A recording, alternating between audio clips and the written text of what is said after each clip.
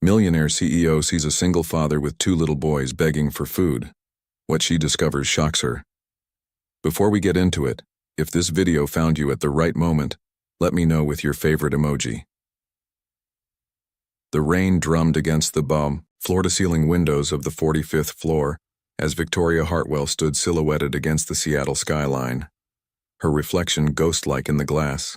At 38, she commanded Hartwell Industries with the precision of a surgeon and the coldness of winter steel. 3 years had passed since Michael's funeral, yet the weight of his absence pressed against her chest like a physical thing. Her phone buzzed insistently. Emma's school. Again. Mrs. Hartwell, it's 6:30. Emma is still waiting in the aftercare program. The weary voice of Mrs. Anderson floated through the speaker. Victoria's stomach lurched. She'd promised herself, this morning, promised Michael's photograph on her desk, that she wouldn't lose track of time today. "I'll be right there," she whispered, grabbing her purse with trembling hands. The elevator descended in silence, carrying her away from the empire she'd built and toward the 9-year-old girl who needed her mother more than the company needed its CEO. But Victoria had forgotten how to be a mother. She remembered the motions, packed lunches, school supplies, bedtime stories, but the warmth, the connection, the simple joy of being present had died with Michael. The mansion on Queen Anne Hill felt like a mausoleum when they returned. Emma's artwork covered the refrigerator, bright splashes of color depicting stick figures labeled Mommy, Me, and always, heartbreakingly, Daddy in Heaven. Victoria microwaved leftover Chinese takeout while Emma did homework at the kitchen island, the space between them feeling like an ocean. "Mommy, will you help me with my math?" Emma's voice was small, hopeful. "I have calls to make, sweetheart. You're smart, you can figure it out." The words tasted like ash in Victoria's mouth, but the quarterly reports wouldn't review themselves. Later, after Emma had gone to bed, Victoria stood in the doorway of the master bedroom she hadn't entered in 18 months. Michael's cologne bottle still sat on the dresser, his reading glasses folded beside their wedding photo. She'd taken to sleeping in the guest room, claiming the master bedroom was too cold, but the truth was simpler and more devastating. She couldn't bear to face the empty space where her husband's laughter used to fill the silence. In her home office, surrounded by financial projections and acquisition proposals, Victoria picked up the silver-framed photo of their last family vacation. Michael's arm around her waist, Emma on his shoulders, all three of them laughing at something long forgotten. "I'm trying, Michael," she whispered to the photograph. "I'm trying to be enough for both of us, but I don't know how." The clock struck midnight as Victoria made herself a promise she'd broken countless times before. Tomorrow would be different. Tomorrow she'd leave the office early. Tomorrow she'd remember that Emma needed her mother, not just her mother's money. But as she turned back to her computer screen, the familiar glow of spreadsheets and profit margins called to her like a siren song. It was easier to excel at business than to risk failing at love again. The storm hit Seattle like God's own fury, turning the evening commute into a nightmare of flooding streets and abandoned cars. Victoria sat trapped in her office, as rain lashed the windows, watching her usual driver cancel through a text message, his third sick day this month. At 8:30 p.m., with Emma already picked up by the nanny and safely home, Victoria finally faced the inevitable. She'd have to drive herself through the tempest. Her BMW crawled through the downtown streets, windshield wipers fighting a losing battle against the deluge. Traffic lights swayed in the wind like drunken dancers, and emergency vehicles wailed in the distance. Victoria gripped the steering wheel, knuckles white, thinking of Michael's accident on a night just like this one. At Millionaire, the intersection of Pine and 4th, she stopped at a red light that seemed to last forever. Through the rain-streaked passenger window, she saw them. A man and two small boys huddled under the narrow awning of Romano's Italian restaurant, which had clearly been closed for hours. The children, identical twins who couldn't have been older than 5, pressed against their father's legs as he knocked desperately on the restaurant's glass door. Victoria had seen countless homeless people in downtown Seattle. She'd written checks to charities, supported food banks, even funded a shelter, but she'd never stopped. Never looked directly at the faces behind the cardboard signs and outstretched hands. Tonight was different. The man wasn't what she expected. Even soaked to the bone, his dignity remained intact. His clothes were worn but clean, his posture straight despite exhaustion. One child clutched a small backpack. The other held a stuffed elephant with one ear missing. Both boys stayed close to their father, their eyes wide but not wild, scared but not abandoned. The light turned green. Cars honked behind her. Victoria should have driven on. Instead, she pulled over. Rolling down her window, she called out over the storm, "Excuse me." The man turned, shielding the boys instinctively. His face was weathered but kind, with the same protective alertness she'd seen in Michael when Emma was small. "Can I help you?" she asked, feeling foolish and vulnerable in equal measure. The man approached slowly, one hand on each child's shoulder. "We're just waiting for the storm to pass, ma'am. Don't want to be any trouble. Are you hungry?" The question escaped before Victoria could stop it. The twins looked up at their father with expressions that broke her heart, hope mixed with learned disappointment. The man's jaw tightened. "We don't take handouts." "It's not a handout," Victoria found herself saying. "It's dinner. There's a 24-hour diner 6 blocks from here. My treat." For a moment, the only sound was rain hammering the car roof. Then one of the boys whispered, "Daddy, I'm really hungry." The man closed his eyes briefly, the weight of pride warring with love. "Love won." "Boys, get in the car," he said quietly, "and say thank you to the nice lady." 2 small voices chorused, "Thank you, ma'am," as they climbed into the back seat. "I'm Marcus Thompson," the man said, settling beside his sons. "These are Jake and Luke." "Victoria Hartwell," she replied, pulling back into traffic. "And you're welcome." At Murphy's Diner, Victoria watched in amazement as the twins ate with careful manners despite obvious hunger. They used their napkins, said please and thank you, and shared their French fries without being asked. These weren't street children. They were well-raised boys caught in circumstances beyond their control. "How long have you been?" Victoria began carefully. "Homeless," Marcus finished. 2 weeks. Lost my job 4 months ago and the eviction finally came through. He paused, watching his sons color on placemats with crayons the waitress had provided. "I used to be a project manager at Kane & Associates." Victoria's coffee cup froze halfway to her lips. David Kane. The name hit her like a physical blow. Victoria's hand trembled as she set down her coffee cup, the porcelain rattling against the saucer. David Kane. The name echoed in her mind like a curse she'd tried to forget. 5 years ago, David had been her business partner, her trusted friend, the man who'd helped her build the foundation of what would become Hartwell Industries. Until the day he'd walked away with their biggest clients, their proprietary software, and half their investor contacts, leaving Victoria financially devastated and emotionally shattered. "Kane & Associates," she repeated, her voice barely above a whisper. Marcus noticed her reaction immediately. "You know David Kane?" "Unfortunately." Victoria's laugh was bitter as winter wind. "He was my business partner once, until he decided to destroy everything we'd built together." The irony was suffocating. The man she'd spent 5 years hating had sent his victim directly to her, a cosmic joke that would have been funny if it weren't so cruel. Marcus Thompson, sitting across from her with his gentle eyes and protective devotion to his sons, had been destroyed by the same man who'd nearly destroyed her.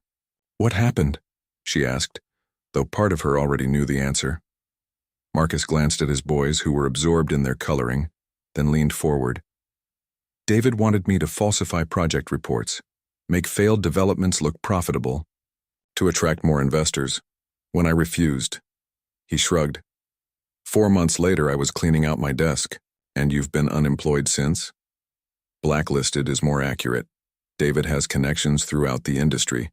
Every interview I've gotten, every job that seemed promising, they all dry up after the reference checks." Marcus's voice carried no self-pity, only weary acceptance. I had savings, but they don't last long when you're supporting 2 kids and no income is coming in. Victoria watched Jake carefully color inside the lines of a cartoon dinosaur, while Luke drew stick figures on his placemat. A family of 3 holding hands under a rainbow. The innocence of it made her chest ache. Why didn't you fight back, she asked. With what? David's word against mine? He has lawyers, influence, money. I have. Marcus gestured to his sons. Responsibilities that matter more than revenge. The waitress refilled their coffee cups, and Victoria found herself studying Marcus's face. There was strength there, but also exhaustion. Pride, but also the kind of humility that came from having everything stripped away. He reminded her of Michael, in some indefinable way, not in appearance, but in the quiet integrity that radiated from him like warmth from a fire. Daddy, Luke looked up from his drawing. Are we going to sleep outside again tonight? The question hung in the air like a blade.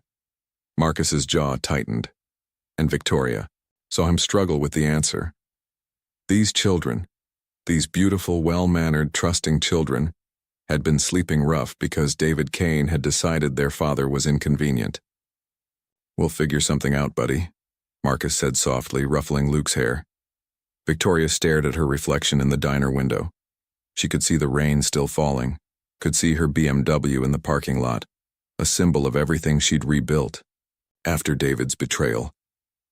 She thought of Emma, safe and warm in their mansion, probably already asleep in her princess-themed bedroom. She thought of the guest apartment above her garage, empty and furnished, originally intended for Michael's visiting parents who never came. The smart thing would be to give Marcus some cash, maybe a business card with a few job referrals, and drive away. She'd done her good deed for the year. But as she watched Jake show his drawing to Luke, 2 boys sharing crayons and dreams despite having lost everything, Victoria realized that sometimes the smart thing and the right thing weren't the same. I have a proposition, she heard herself say. Marcus looked up warily. I told you we don't take charity. It's not charity. It's an arrangement. Victoria's heart pounded as the words formed. I have an apartment above my garage. It's furnished. Has a kitchen. 2 bedrooms. You could stay there temporarily while you get back on your feet. In exchange for what? Help. I'm a single mother and I'm not very good at it. Emma, my daughter, she needs things I don't know how to give her. Maybe you could help with that. Odd jobs around the house. Fair trade. Marcus studied her face, looking for the catch. Why would you do this? Victoria looked at Jake and Luke, still coloring their pictures of hope and family, and thought of Emma alone in their empty mansion. Because David Kane took something from both of us. Maybe it's time we took something back. The drive to Victoria's Queen Anne Hill mansion happened in contemplative silence, broken only by the twins' whispered observations about the city lights, reflecting on wet pavement. Marcus sat rigid in the passenger seat, his pride warring with practical necessity, while Victoria gripped the steering wheel and wondered if she'd lost her mind. The mansion's wrought iron gates opened automatically, revealing a sprawling Tudor-style home that made Marcus inhale sharply.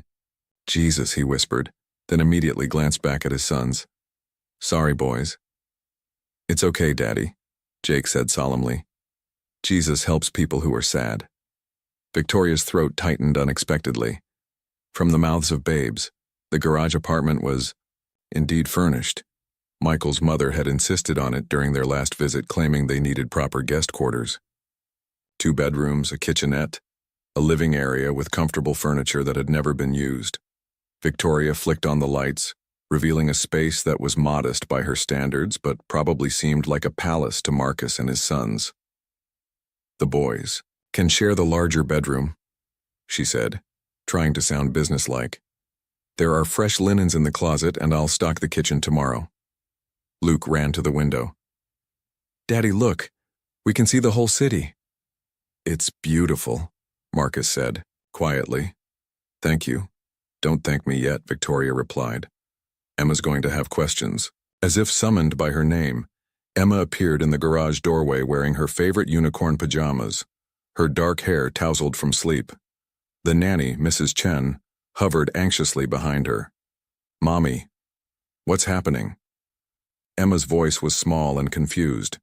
Victoria knelt to her daughter's level. "Emma, these are our new neighbors. Mr. Marcus and his sons Jake and Luke are going to be staying in the apartment for a while."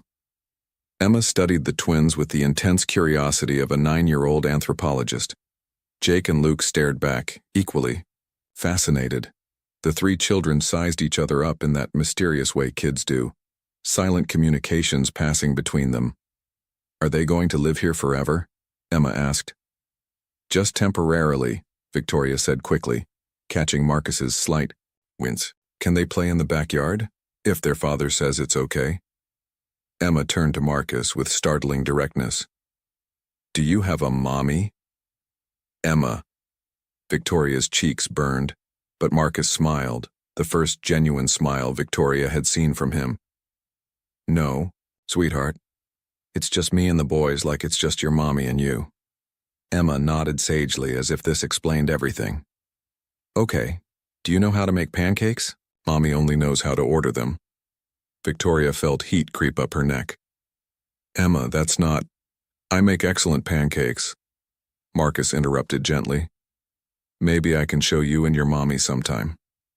"Tomorrow?" Emma's eyes lit up. Marcus looked at Victoria, seeking permission. She nodded, not trusting her voice. The next morning, Victoria woke to unfamiliar sounds: children's laughter, the sizzle of something cooking, the low rumble of a man's voice she hadn't heard in her kitchen since Michael died. She found them all at the breakfast bar, Emma in the middle, Jake and Luke on either side, all three watching Marcus flip pancakes with the skill of a short-order cook. "Mommy!" Emma bounced in her chair.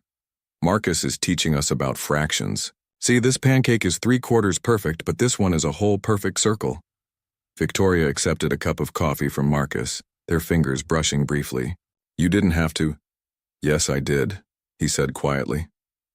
"This is how I earn my keep. I told you, no charity." She watched Emma show the twins how to pour syrup in perfect spirals, chattering about school and her art projects, and her friend Madison's new puppy. For the first time in 3 years, breakfast felt like more than just fuel. It felt like family. But as Victoria left for work that morning, she caught Marcus in the garage apartment, sitting on the couch with his head in his hands. She knocked softly on the open door. "Second thoughts?" she asked. He looked up, eyes bright with unshed tears. "Last night was the first time in 2 weeks my boys went to sleep without being afraid. I can't remember the last time I saw them laugh like they did this morning. But accepting help doesn't come naturally to me, and I'm terrified that when this temporary arrangement ends, it'll break their hearts." Victoria sat beside him, on the couch. "Then maybe we make sure it doesn't have to end badly." The integration happened more naturally than Victoria had dared hope. Dr. Sarah Mitchell, her neighbor and Emma's pediatrician, knocked on the door 3 days later with her medical bag and a warm smile. "Heard through the neighborhood grapevine that you have some new little residents," Sarah said, her graying hair pulled back in a practical ponytail. "Thought I'd offer free checkups just to make sure everyone's healthy and current on vaccinations." Victoria found Marcus in the backyard, teaching all 3 children how to identify different types of clouds. Jake pointed excitedly at a formation that looked like a dragon, while Luke insisted it was clearly a dinosaur. Emma settled the debate by declaring it was obviously a Dragonosaurus. "Dr. Mitchell wants to examine the boys," Victoria explained. "No charge." Marcus's jaw tightened, instinctively, but Jake tugged on his sleeve. "Daddy, is she a real doctor? Like the ones on TV?" "She's very real," Victoria assured him. "She's been Emma's doctor since she was born." The examinations revealed what Victoria had suspected. Despite everything, the twins were remarkably healthy. Thin but not malnourished. Their immunizations were current, their development normal. Marcus had clearly prioritized their needs above his own throughout their ordeal.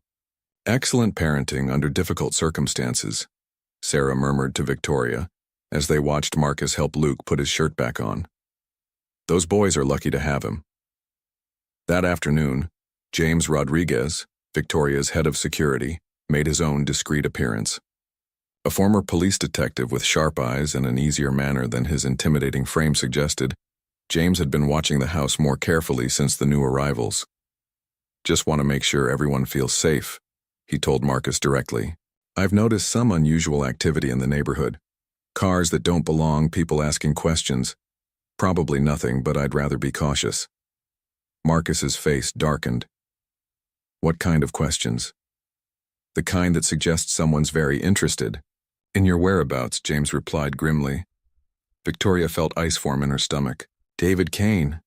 She should have known he wouldn't let Marcus disappear without consequence. "I'll increase patrols," James continued, "and I'm installing some additional security cameras around the property. Nothing intrusive, just extra eyes." That evening, Mrs. Anderson, Emma's teacher, called with an unexpected invitation. "The school's having a family fun night next Friday. Emma mentioned her new friends, and I wanted to make sure they felt included. Would Marcus and his boys like to come? It's very informal, just games, pizza, and a chance for families to connect."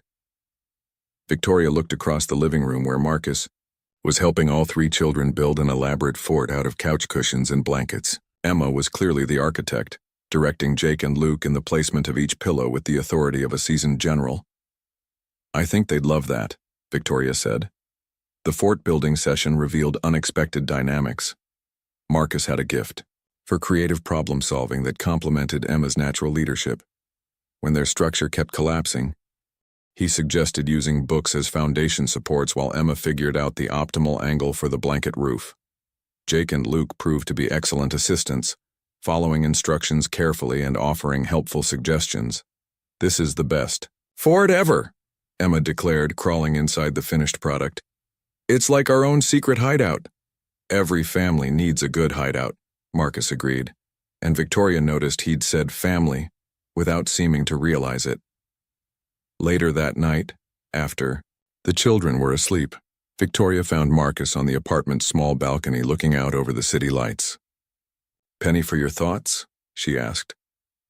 "Just thinking about how much has changed in a week," he replied.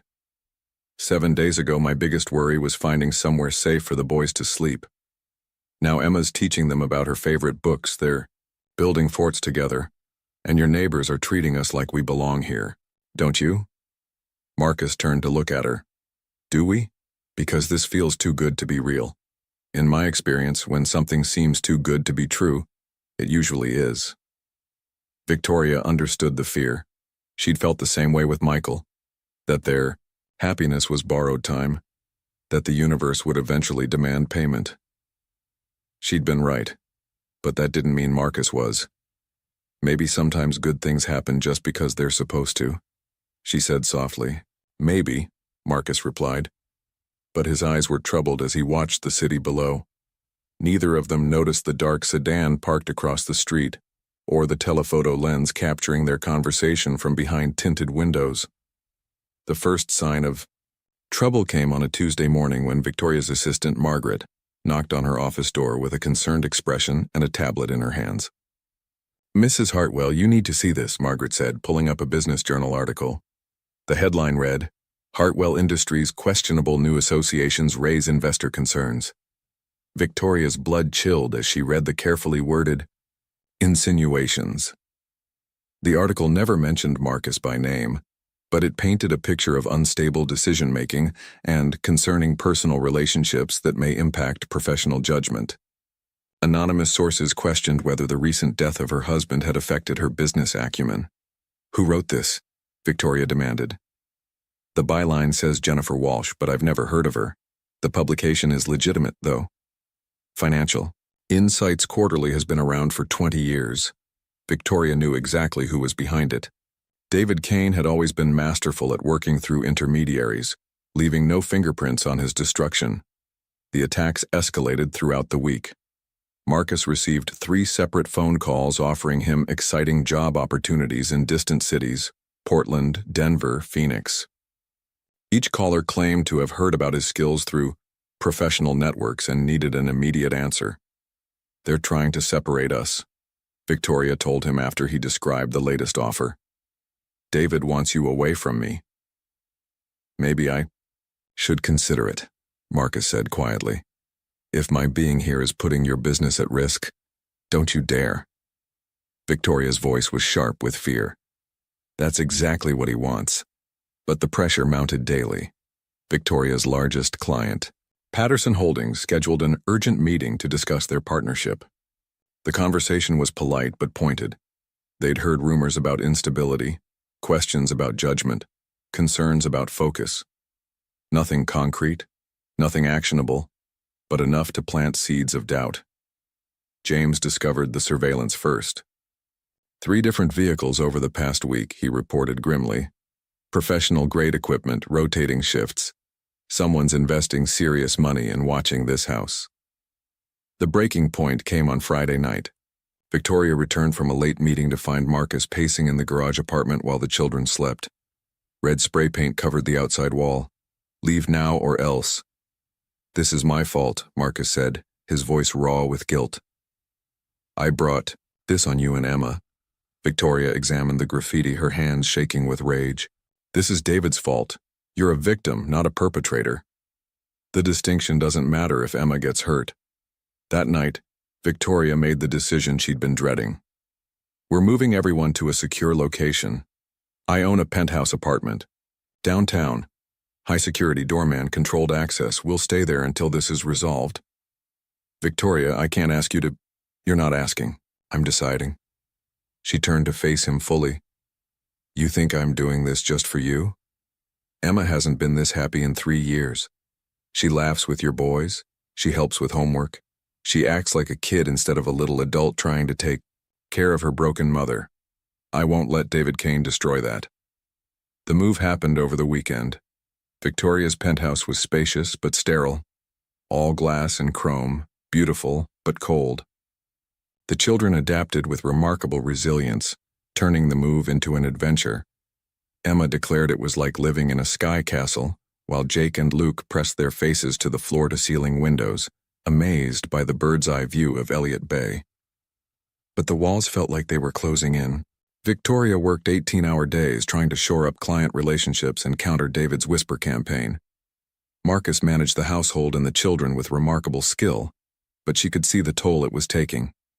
The twins, who had begun to open up and laugh freely, grew quiet again. They started speaking to each other in whispers, reverting to their protective pattern from their homeless days. Emma felt the tension most acutely. "Why can't we go home?" she asked for the 10th time. "Why are the bad men making us hide?" Victoria had no answer that wouldn't terrify a 9-year-old. How could she explain that sometimes evil people targeted good families simply because they could? That David Kane was using them as pawns in a larger game of revenge? On Sunday night, Victoria found Marcus standing at the window, staring down at the city lights 40 floors below. His shoulders were rigid with stress.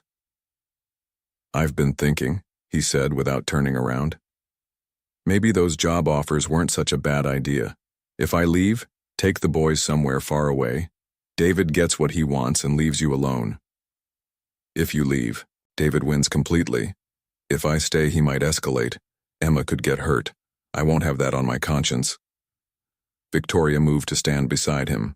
Below them, Seattle spread out like a circuit board, all lights and patterns and hidden connections. He's counting on exactly this reaction. He wants us to tear apart what we've built. "What have we built, Victoria?" Marcus's voice was barely above a whisper. "A few weeks of playing house? A temporary arrangement that was always going to end?" The question hung between them like a challenge. What had they built? And more importantly, what were they willing to fight for? David Kane's escalation came swift and merciless. On Monday morning, Victoria arrived at her office to find her IT director, Kevin Chen, waiting with a grim expression and a laptop full of evidence. "We've been under cyber attack all weekend," Kevin reported. "Sophisticated attempts to breach our financial systems, client databases, everything. They didn't get in, but they tried every backdoor imaginable." Victoria's hands clenched into fists. David's getting desperate. By Tuesday, the business press had picked up the story. Hartwell, "Industries under fire. Security breaches raise questions about leadership stability." The article included quotes from unnamed industry insiders expressing concern about Victoria's recent erratic behavior and questionable personal associations affecting professional judgment. The worst part was the photograph, a long-range shot of Victoria and Marcus on the apartment balcony, talking quietly while the children played in the background. The caption read, "Hartwell CEO's mysterious new relationship raises eyebrows among investors." "How did they get this?" Victoria demanded, staring at the image that made their private moment look sordid and scandalous. James examined the photo with professional eyes. "Telephoto lens probably taken from a building across the street. They've been watching for weeks." Wednesday brought the anonymous letter to Emma's school. Principal Morrison called Victoria personally. "We received some concerning information about potential safety issues. Nothing specific, but given the recent media attention, we need to discuss enhanced security measures for Emma." Victoria's world tilted. David was targeting her child. That afternoon, Marcus received a visit at the penthouse from two men in expensive suits claiming to represent a construction company in Phoenix. They offered him a senior management position with an immediate start date, moving expenses paid, housing provided. "All you have to do is sign today," the older man pressed. "We've already prepared the contract. Starting salary is double what you made at Kane & Associates." Marcus stared at the paperwork, watching his escape route materialize on expensive letterhead. "I need to think about it. I'm afraid the offer expires at midnight tonight. Our client needs an immediate decision." After they left, Marcus found Victoria in the kitchen aggressively chopping vegetables for dinner while the children watched television in the living room. "They offered me a way out," he said quietly. Victoria's knife paused mid-chop. "Phoenix? Double my old salary.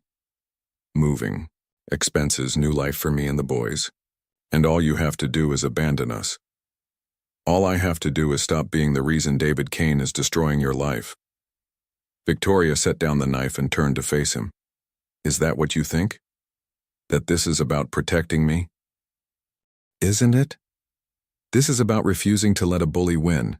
This is about proving that good people don't have to run and hide when evil decides to play games." Marcus gestured toward the living room where Emma sat between Jake and Luke, all three absorbed in an animated movie. "Look at them, Victoria. Really look. Emma started having nightmares about bad men taking us away. Jake asked me today if we did something wrong to make people angry. Luke hasn't spoken above a whisper in 4 days." The truth of it hit Victoria like a physical blow. In her determination to fight David, she'd forgotten about the collateral damage to 3 innocent children. "So what do you want me to do?" she asked, her voice breaking. "Give up, let him win? I want you to let me take the boys and go. End this before it gets worse." "And then what? He moves on to the next person who crosses him? The next family he can destroy for sport?" Marcus was quiet for a long moment. "Maybe some battles aren't worth fighting. This one is." Victoria's voice was steel wrapped in silk.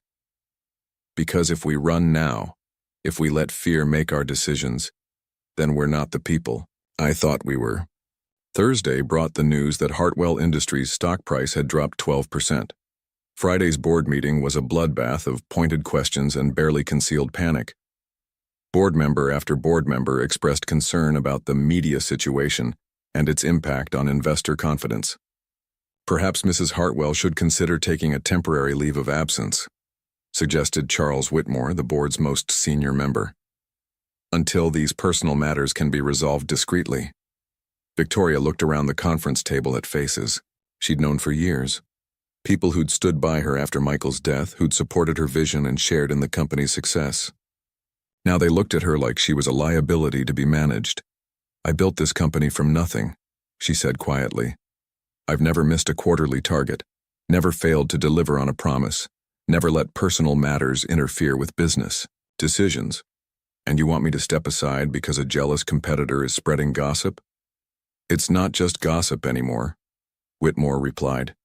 "It's affecting our bottom line."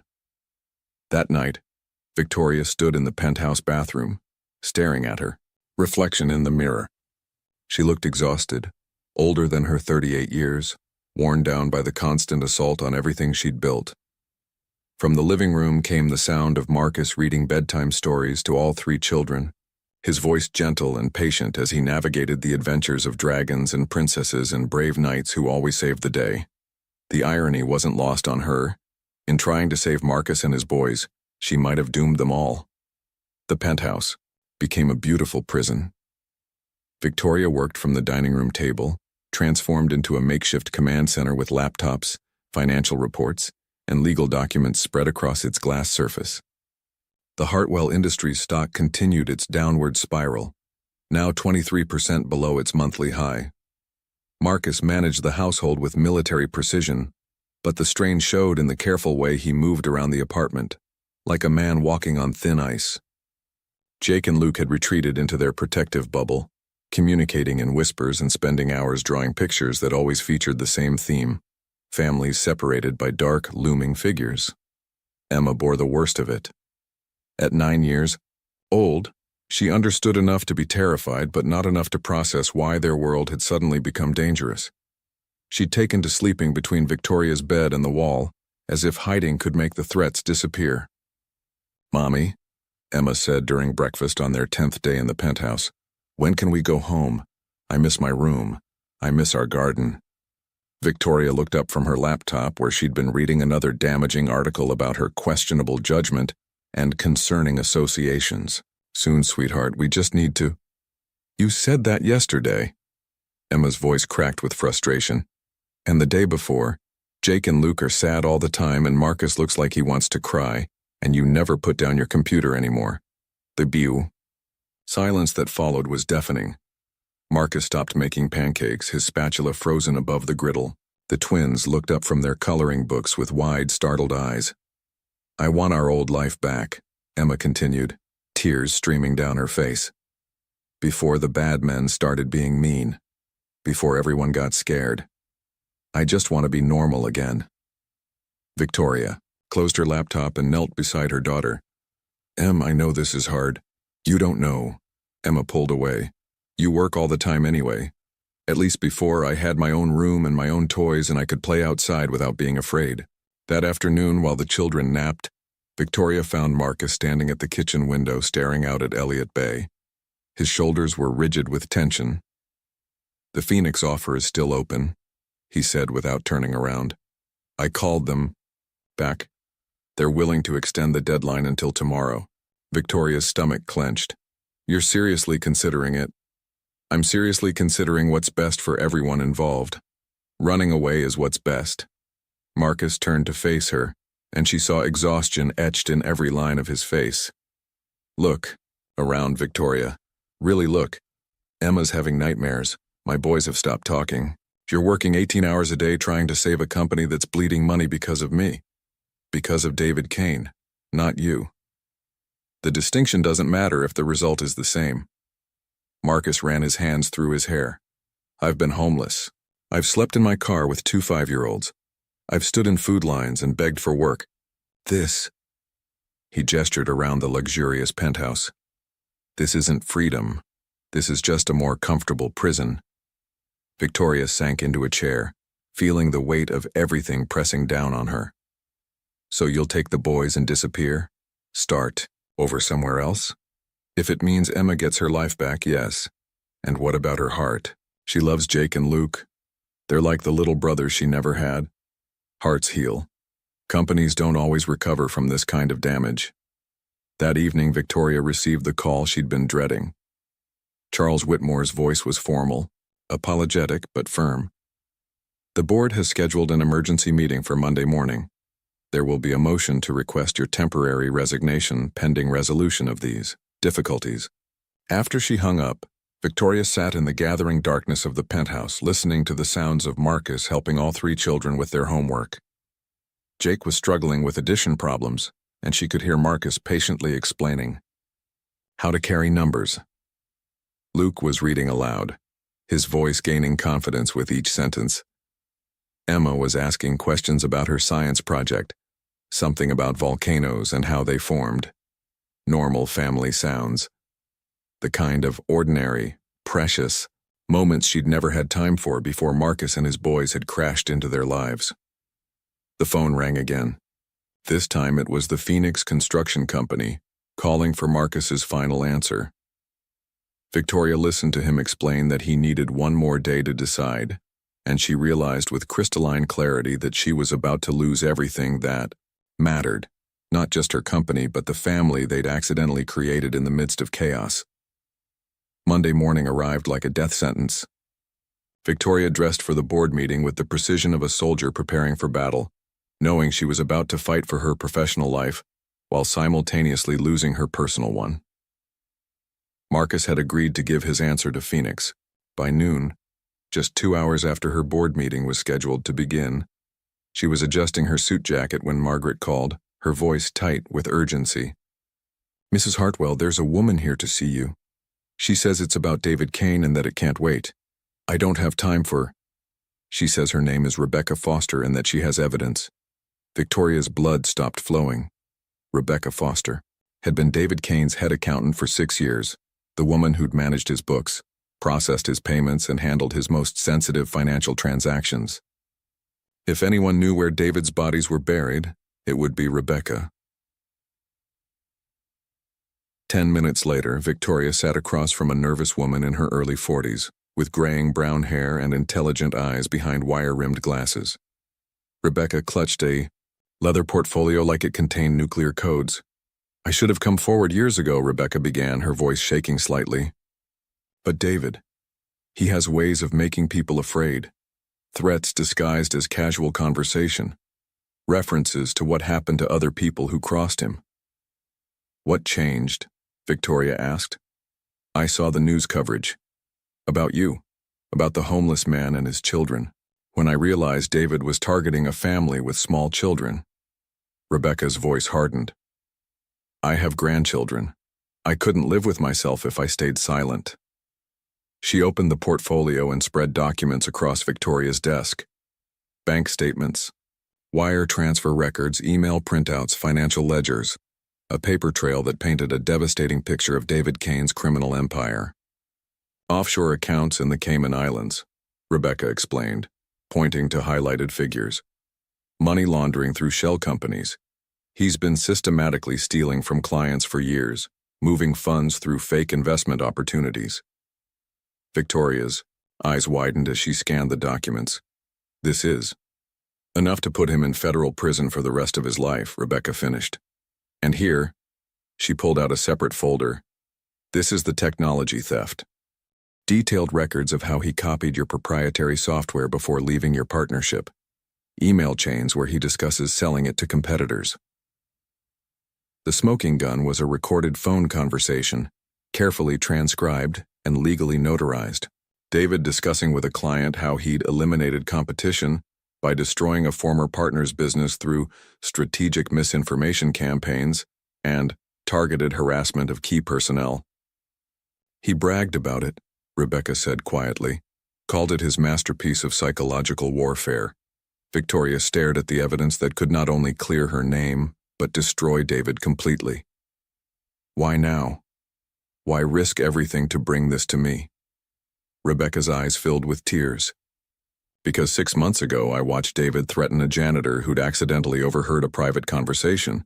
The man had a disabled wife and 2 young children. David made sure he lost his job, couldn't find work anywhere in the city. The family ended up in a homeless shelter. The parallel to Marcus's situation was unmistakable. I started copying files that night," Rebecca continued, "building evidence, waiting for the right moment to act. When I saw what he was doing to you and those children." She straightened her shoulders. "Some things are more important than personal safety." Victoria's phone buzzed with a text from Marcus. "Phoenix Company called. Need answer in 1 hour." She looked at the mountain of evidence spread across her desk, enough ammunition to not only save her company but obliterate David Kane's empire completely. Justice, served with mathematical precision. "Rebecca," Victoria said carefully, "are you prepared to testify, to go public with all of this?" "I'm prepared to do whatever it takes to stop him." Victoria picked up her phone and canceled the board meeting. Then she called her lawyer, James Rodriguez, and Marcus, asking them all to meet at the penthouse immediately. The war was about to turn, and David Kane had no idea that his most trusted employee had just handed his enemies the nuclear codes. The penthouse transformed into a war room within an hour. Victoria's attorney, Daniel Morrison, spread Rebecca's evidence across the dining table like a general planning a decisive battle. James Rodriguez coordinated security measures while Marcus worked with a federal investigator, documenting every interaction he'd had with David Kane. "This isn't just civil litigation anymore," Daniel explained, his voice grave with excitement. "This is RICO territory. Racketeering, wire fraud, money laundering. David Kane is looking at 25 to life in federal prison." Rebecca sat at the kitchen counter, her hands shaking as she sipped coffee. "He'll know it was me the moment this goes public. I need protection." "Already arranged," James confirmed. "Safe house, federal marshals, the full package. You'll be untouchable." Marcus hunched over a laptop, methodically typing his testimony. "Every meeting, every conversation, every document he asked me to falsify, it's all here. Dates, times, witnesses present." He looked up at Victoria. This should be enough to corroborate Rebecca's financial evidence. The children sensed the shift in energy. Emma appointed herself as mission coordinator, bringing the adults coffee and cookies while Jake and Luke created strategy maps with their crayons, elaborate drawings showing good guys defeating bad guys with the power of truth. "Are we winning now?" Emma asked Victoria during a brief break. "We're fighting back, sweetheart. Finally fighting back." Victoria called the Phoenix Construction Company personally. "Mr. Thompson has decided to decline your generous offer. He has other commitments." Daniel coordinated with federal prosecutors while James verified the authenticity of every document. The case was airtight. Financial records, witness testimony, recorded conversations, and a paper trail spanning 6 years of criminal activity. "When do we strike?" Victoria asked. "Thursday morning," Daniel replied. "Federal agents will execute search warrants simultaneously at Kane's office, home, and known properties. Rebecca testifies to the grand jury Friday. Marcus follows Monday. What about the media campaign against me? Dead in the water once this breaks. David Kane won't be in any position to fund whisper campaigns from federal prison." That evening, Victoria found Marcus on the balcony watching the city lights. For the first time in weeks, his shoulders weren't rigid with tension. "Phoenix was never really an option, was it?" she asked. Marcus smiled, the first genuine smile she'd seen from him since the ordeal began. "No. I realized something when Rebecca walked into your office today." "What's that?" "Running away doesn't solve anything. It just moves the problem somewhere else." He turned to face her. "Besides, I like our little war council. Emma's strategic thinking is impressive, and Jake's artistic interpretations of legal concepts are surprisingly accurate." Victoria laughed, feeling lighter than she had in weeks. "Think we can win?" "I think David Kane is about to discover what happens when he targets the wrong family." Inside the penthouse, 3 children worked together on a puzzle, their voices mixing with quiet laughter. For the first time since the nightmare began, the sound of their contentment didn't feel fragile or temporary. It felt like victory waiting to happen. Thursday morning erupted in coordinated chaos. Federal agents executed search warrants at David Kane's corporate headquarters while news vans gathered outside the gleaming downtown building. Victoria watched the live coverage from her office, Rebecca beside her, both women silent as their enemy's empire crumbled in real time.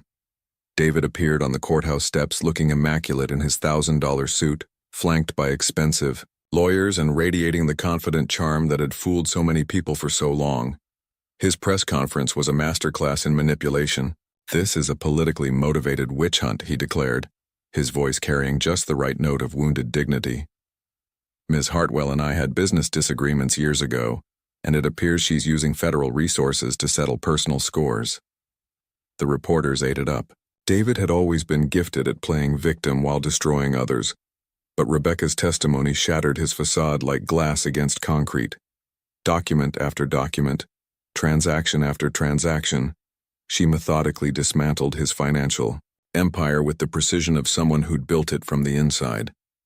Bank records showed millions moved through shell companies. Email chains revealed his systematic theft of client funds.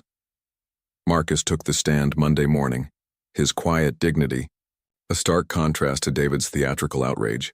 He spoke clearly about each falsified report David had demanded, each threat made when Marcus refused to participate in fraud. He told me that integrity was a luxury I couldn't afford with 2 small children depending on me, Marcus testified. He said that unemployed men with hungry children make poor moral philosophers. The courtroom was silent except for the scratch of reporters' pens. David's lawyer attempted to discredit both witnesses, painting Rebecca as a disgruntled employee and Marcus as a bitter homeless man seeking revenge. But the evidence was overwhelming. Financial records, recorded conversations, testimony from other victims who finally found courage to speak. The moment that destroyed David came when Victoria presented the charity theft evidence, documentation, showing he'd diverted funds meant for orphaned children to pay for private investigators and media manipulation campaigns. "You stole from children," the federal prosecutor stated flatly. "Money intended to provide shelter and food for orphans funded your personal vendetta against a business rival." David's mask finally slipped, his face contorted with rage as he leaned toward the microphone. "Victoria Hartwell destroyed everything I built. She deserved—" His lawyer yanked him back, but the damage was done. The cameras captured everything. Judge Patricia Chen's voice cut through the courtroom like a blade. "Based on the evidence presented, I'm ordering immediate asset seizure pending criminal trial. Mr. Kane, you're remanded to federal custody." As marshals led David away in handcuffs, Victoria felt something she hadn't experienced in years. The profound satisfaction of justice served completely. The Hartwell Industries stock price surged 43% in the week following David Kane's arrest. Victoria's vindication became a media sensation. The grieving widow who'd stood up to a criminal mastermind and won. Business journals that had questioned her judgment now praised her courage. Clients who'd wavered returned with renewed contracts and apologies. "Mrs. Hartwell," Charles Whitmore called personally to grovel. "The board wants to formally apologize for our lack of faith. Your leadership through this crisis was exemplary." Victoria accepted the apology graciously but privately, noted which board members had panicked first. Trust, once broken, required time to rebuild. Marcus officially joined Hartwell Industries as Vice President of Operations, a position created specifically to utilize his talents for logistics and project management. He earned the role through merit, not sentiment. His reorganization of the company's supply chain had saved them nearly $2 million in the first quarter alone. The mansion on Queen Anne Hill welcomed them back like an old friend. Emma raced through every room, reacquainting herself with belongings she'd missed. Jake and Luke explored the backyard with wonder, discovering the treehouse Michael had built years earlier for a daughter who'd never shown much interest in climbing. "And this be our fort?" Luke asked Marcus, pointing up at the weathered wooden structure. "If Victoria says it's okay," Marcus replied, glancing at her questioningly. Victoria thought of Michael, who'd spent weeks building that treehouse hoping to share his love of carpentry with Emma. "I think he'd be happy to see it used for its intended purpose." That evening they gathered in the kitchen for the first family dinner in their own home since the nightmare began. Marcus cooked while Victoria helped Emma with homework. Jake and Luke set the table with the careful precision of children who understood the value of having a table to set. "This feels right," Emma announced, looking around at their assembled group. "Like we're supposed to be together." "Families aren't always born," Marcus said gently. "Sometimes they're chosen." Later, after the children were asleep, Victoria found Marcus in the garage apartment, packing clothes into boxes. "Moving out?" she asked, trying to keep her voice light. "Moving in," he corrected, holding up a small velvet box. "That is, if you'll have us permanently." Victoria stared at the engagement ring, a simple solitaire that sparkled with promise. "Marcus, I love you," he said simply. "I love Emma like she's my own daughter. The boys adore you and trust you completely. We're already a family in everything but name." Victoria thought of Michael, of the promises she'd made to honor their love while remaining open to new happiness. She thought of Emma's laughter echoing through the house again, of Jake and Luke's drawings covering the refrigerator beside Emma's artwork. "Yes," she whispered, and let him slide the ring onto her finger. The mansion underwent its most significant renovation since Victoria and Michael had first bought it. Marcus proved to have an unexpected talent for architectural design, working with Victoria to create spaces that honored their past while embracing their future.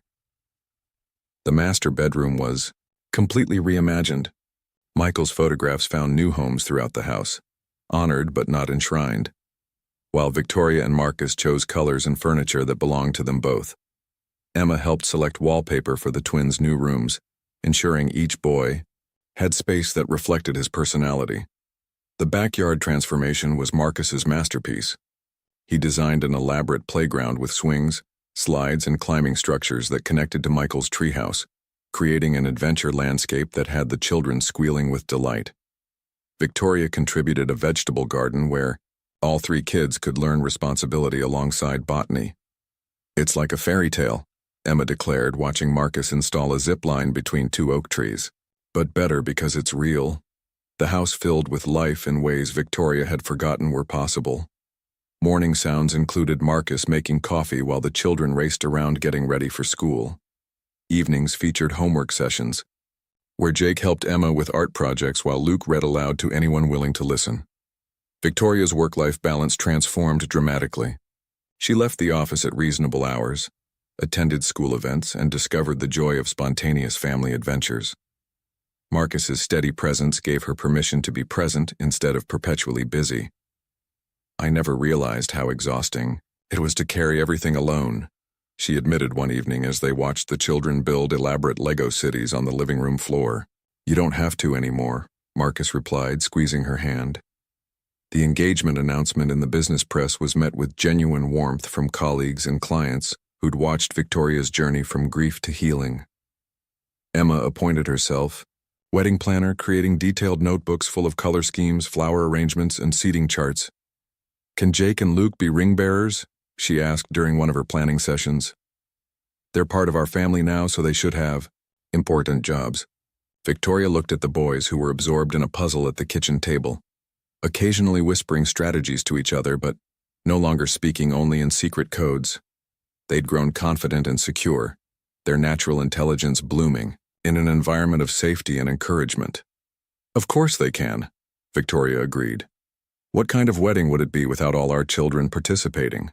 That night, Victoria stood in the newly renovated master bedroom, looking at the family photo on her nightstand. 5 people who'd found each other through circumstances that could have destroyed them all. Michael's picture sat nearby, but separate, a loving acknowledgement of the past that didn't overshadow the present. Marcus emerged from the bathroom, catching her contemplative mood. "Second thoughts? Third and fourth thoughts," Victoria admitted. "All of them good." March 15th arrived, with the kind of gentle spring rain that made Seattle's gardens burst into bloom. Exactly 1 year had passed since that stormy night when Victoria had seen Marcus and his boys huddled outside Romano's restaurant, and she'd decided to stop instead of driving past.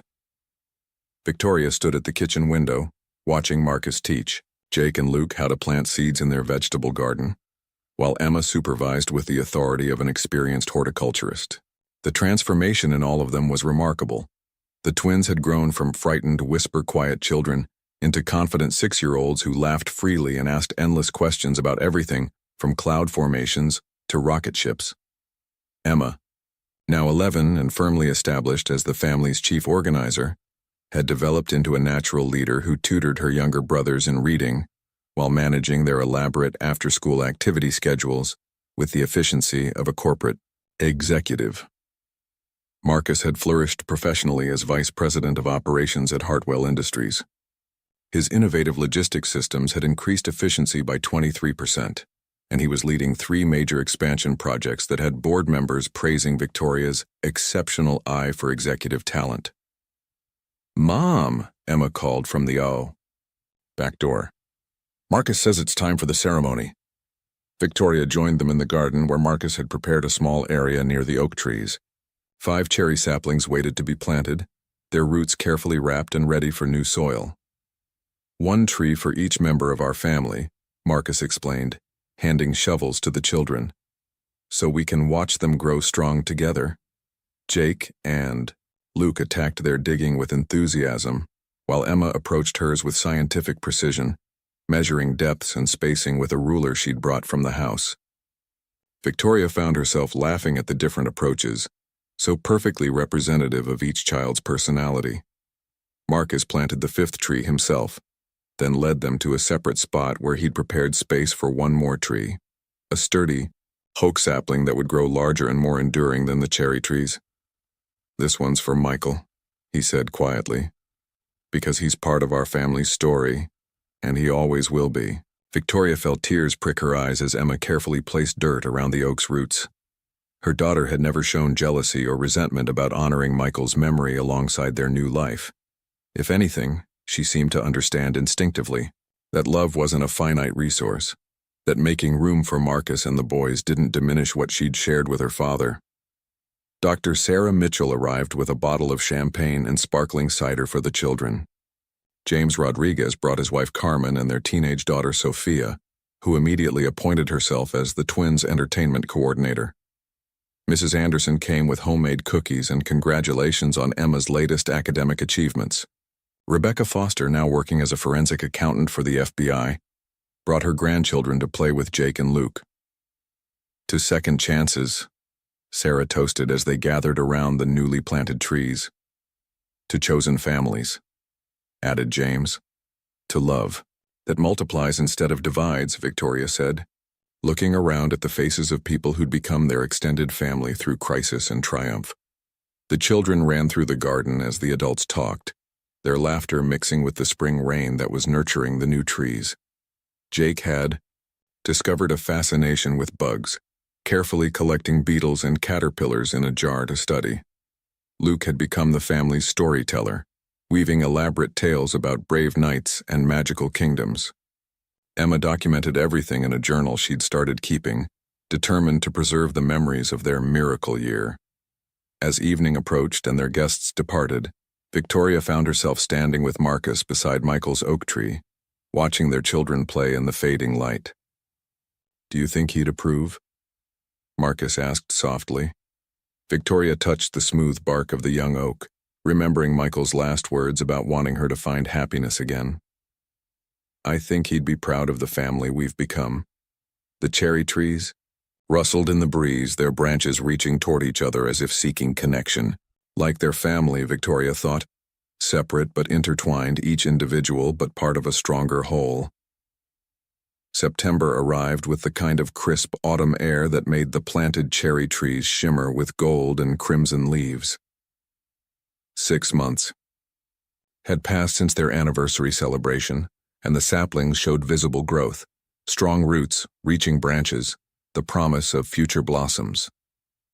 Victoria knelt in the garden beside Marcus, both of them dirty from an afternoon of preparing flower beds for winter. Jake and Luke were building elaborate leaf fortresses while Emma documented their architectural techniques in her ever-present journal. "There's something I need to ask you," Victoria said, her heart pounding with nervous excitement. Marcus looked up from the bulbs they were planting, noting the unusual tremor in her voice. "Victoria?"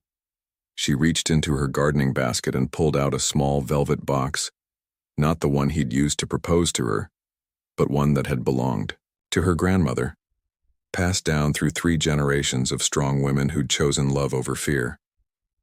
"Marcus Thompson," she began, her voice growing stronger with each word. "You taught me that families aren't just about blood.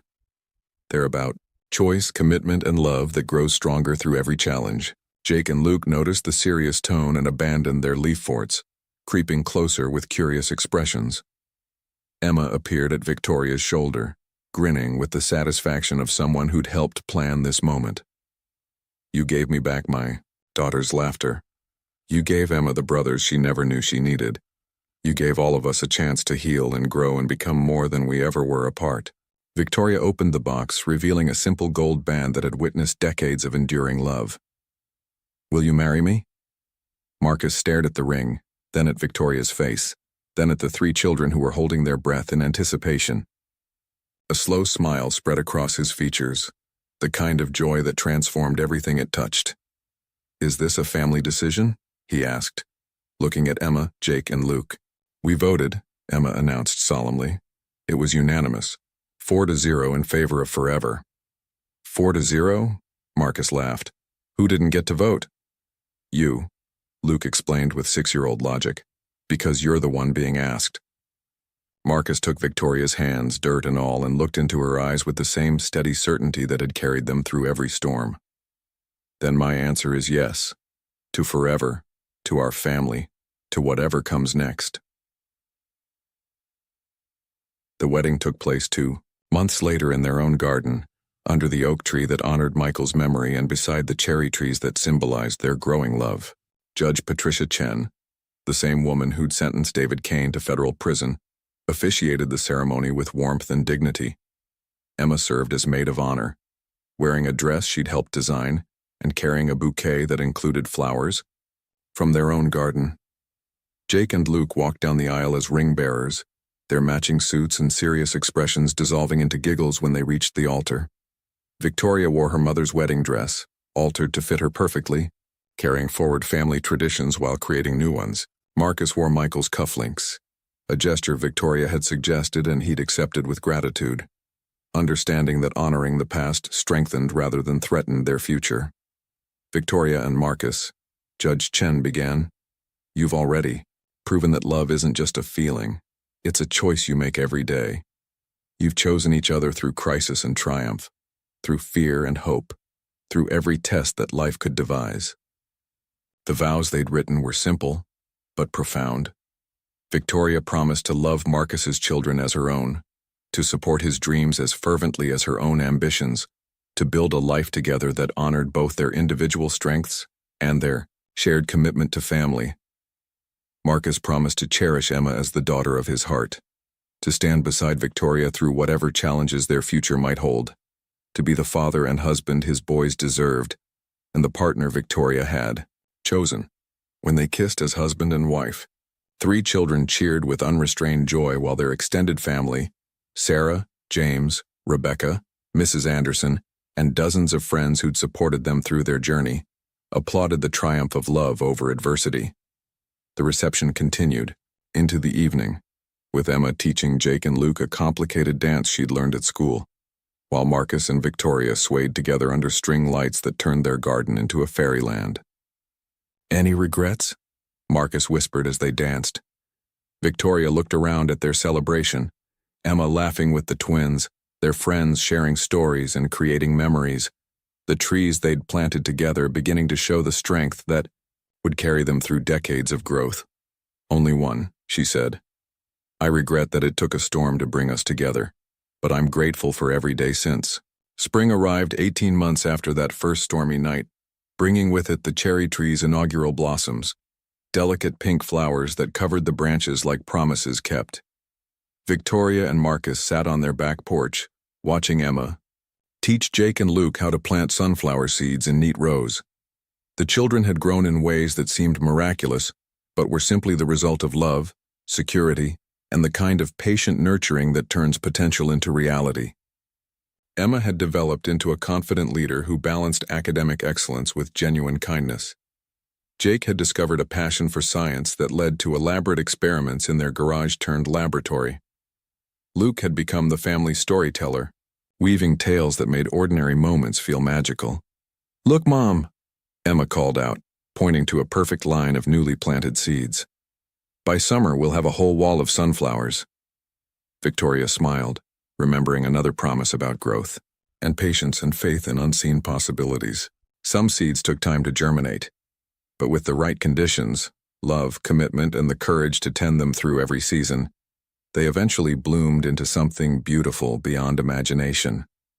Their family had grown from the rubble of separate heartbreaks into something stronger than any of them could have built alone.